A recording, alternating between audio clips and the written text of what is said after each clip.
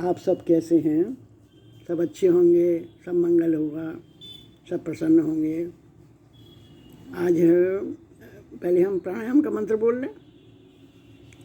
पतंजलि के प्राणायाम का एक मंत्र है, प्राणायामा शुद्धि क्षये ज्ञान दीप्तिरा विवेक ख्याते।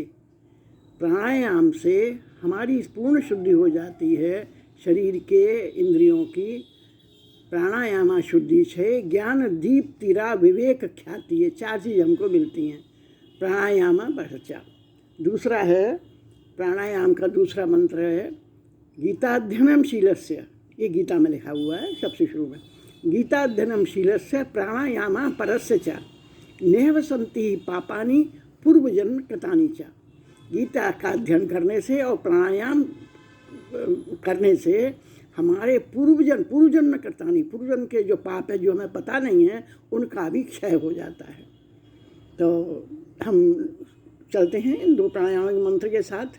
और खेतड़ी के महाराज थे जिनका विवेकानंद जी के लिए बहुत बड़ा योगदान था। उनके यात्रा में, उनके विकास में, उनके विचारों के प्रचार में, सब में उनका बहुत हाथ था।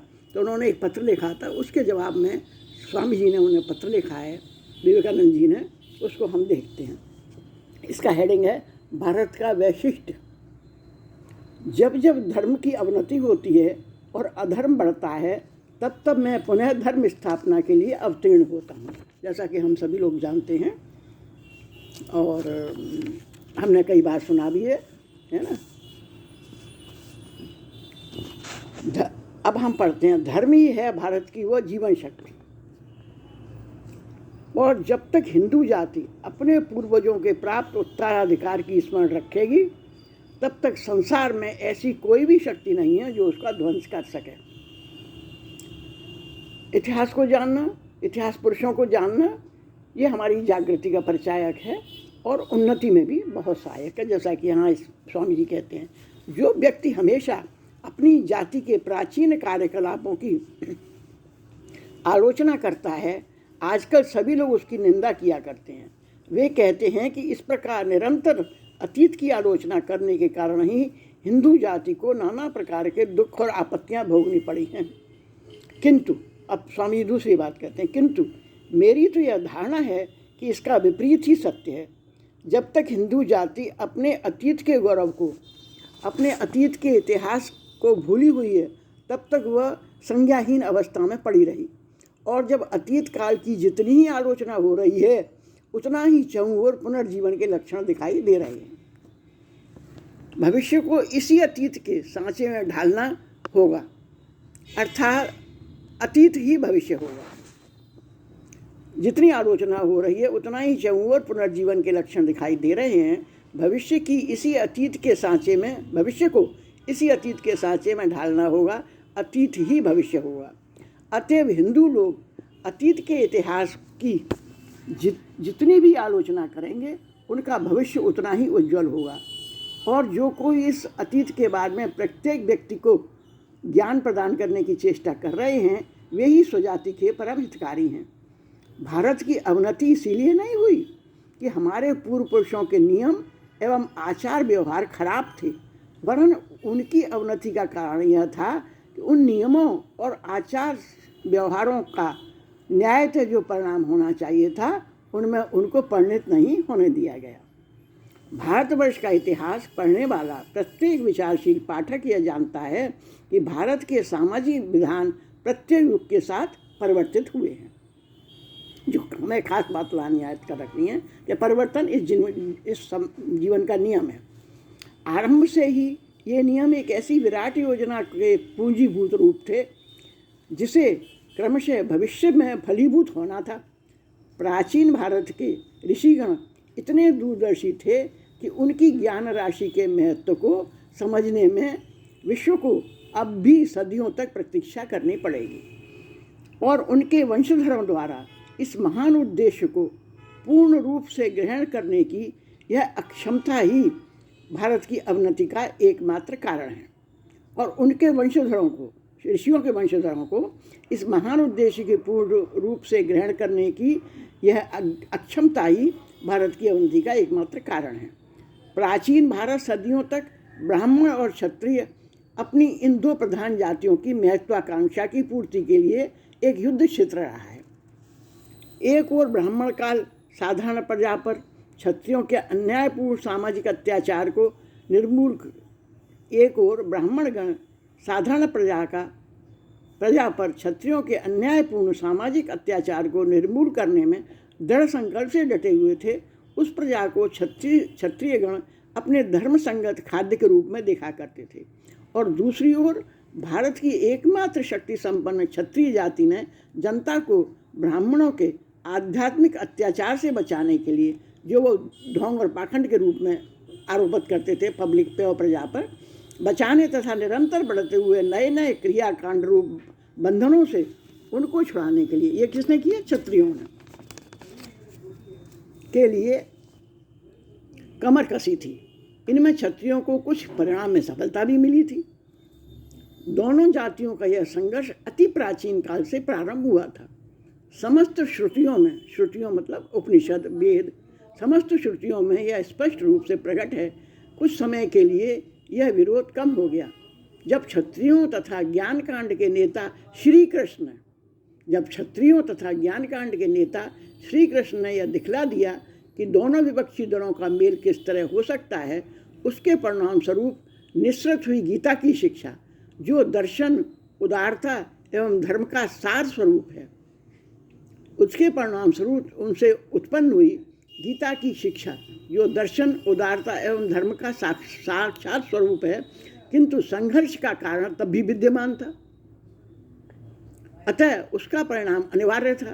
निर्धन एवं अशिक्षित जनता पर प्रभुत्व स्थापित करने की महत्वाकांक्षा इन दोनों जातियों में वर्तमान थी उस समय। अतः पुनः और घोर संघर्ष की उत्पत्ति हुई। हमें उस समय का जो कुछ थोड़ा सा साहित्य उपलब्ध है, स्वामी जी कहते हैं, वह प्राचीन काल के उसी प्रबल संघर्ष की क्षीण प्रतिध्वनि मात्र है।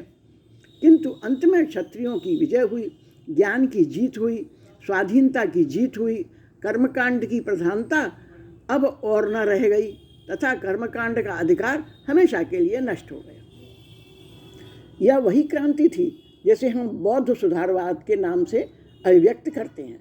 धर्म की ओर से देखने पर वह उत्थान कर्मकांड के हाथों में मुक्ति का सूचक है, और राजनीति के दृष्टिकोण से वह क्षत्रियों द्वारा ब्राह्मणों के प्राधान्य का विनाश सूचित करता है। ये एक विशेष रूप से ध्यान देने योग्य बात है कि प्राचीन भारत में जिन दो सर्वश्रेष्ठ पुरुषों ने जन्म ग्रहण किया था, वे दोनों ही क्षत्रिय थे। वे कौन थे? वे थे हमारे भगवान श्री कृष्ण और बुद्ध, महात्मा गौतम बुद्ध। और यह उससे भी अधिक ध्यान देने योग्य बात है कि इन दोनों ही अवतारों ने लिंग और जाति भेद को न मानकर सबके लिए ज्ञान का द्वार उन्मुक्त कर दिया था। बौद्ध धर्म में अद्भुत नैतिकता बल विद्वान रहने पर भी उसकी अधिकतर शक्ति ध्वंस कार्य में ही नियोजित की जाने के कारण उसे अपनी जन्मभूमि में ही अपना विनाश देखना पड़ा, एवं उसका जो कुछ शेष रहा वह जिन कुसंस्कारों, क्रियाकलापों के निवारण के लिए नियोजित किया गया था, उससे शतशः अधिक भयानक कुसंस्कारों और क्रियाकांडों में फंस गया। इसमें बताते हैं कि बौद्ध जी से ये गलती हो गई कि उन्होंने महिलाओं को भी पुरुषों के मठों में रखकर और उपासना का अधिकार दे दिया, तो आग और पानी के जब समागम से वहाँ व्यभिचार फैल गया और वो व्यभिचार विदेशियों तक को हमारे पास ले आया। ये उस समय का दृश्य था जब गौतम बुद्ध के एक निर्णय के कारण, बुद्ध जी के अनुयायियों के निर्णय के कारण हमें ये समय देखना पड़ा।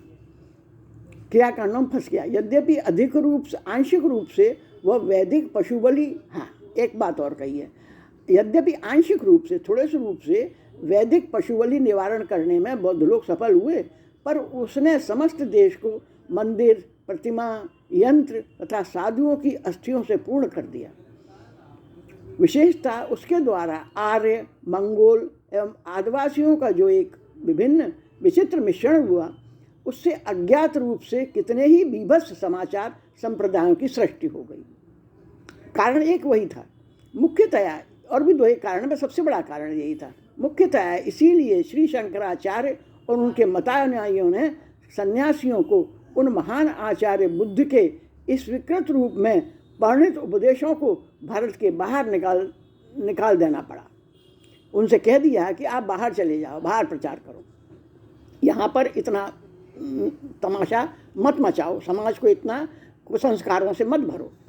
इस प्रकार मनुष्य देह धारणी में सर्वश्रेष्ठ भगवान बुद्ध द्वारा परिचालित संजीवनी शक्ति प्रवाह की दुर्गंधमय रोग कीटाणुपूर्ण क्षुद्र गंधे जलाशय में बदल गया और भारतवर्ष को भी अनेकों शताब्दियों तक प्रतीक्षा करनी पड़ी, जब तक कि भगवान हमारे आदि शंकराचार्य, उनके कुछ ही समय बाद रामानुजाचार्य, ये आचार्य हुए हैं हमारे बाद नारायण। जैसे हम कहते हैं व्यास मुनि को बाद नारायण, उसके बाद रामानुजाचार्य, जिसकी मूर्ति अभी दक्षिण में हमारे प्रधानमंत्री मोदी जी ने सोने की मूर्ति बनाई है, बहुत सुंदर स्थान बनाया है।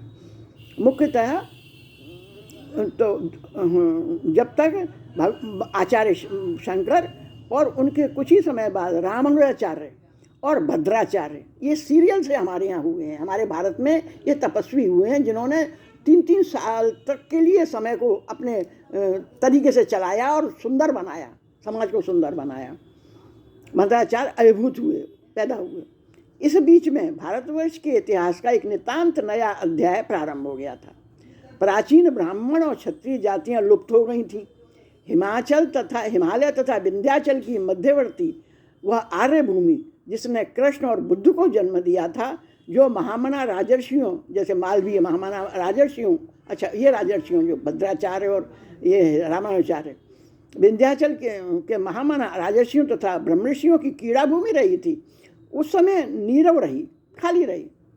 और भारत प्रायद्वीप के सबसे आखिरी छोर से भाषा तथा रूप में संपूर्ण विभिन्न जातियों की ओर से एवं प्राचीन ब्राह्मणों के वंशज कहकर गौरवानुभव करने वाली पीढ़ियों से विकृत बौद्ध धर्म के विरुद्ध प्रतिक्रिया पूरे भारत में आरंभ हो गई।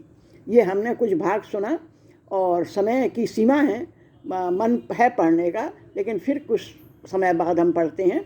इस बीच भारतवर्ष का इतिहास नितांत आरंभ हो गया था। ये हो गया आर्यवर्त के उन ब्राह्मणों क्षत्रियों का क्या हुआ, उनका नाम हमेशा के लिए मिट गया। ये हम इसके बाद हम आगे पढ़ेंगे अगले एपिसोड में। और पुनः नमन मेरे प्रिय भाइयों को, प्रिय बहनों को और छोटे और बड़ों को, आपके चरणों में वंदन। और जितने भी ये हमारे विवेकानंद महाराज हैं, सबके चरणों में नमन करते हुए मैं अपनी वाणी को विराम देती हूँ।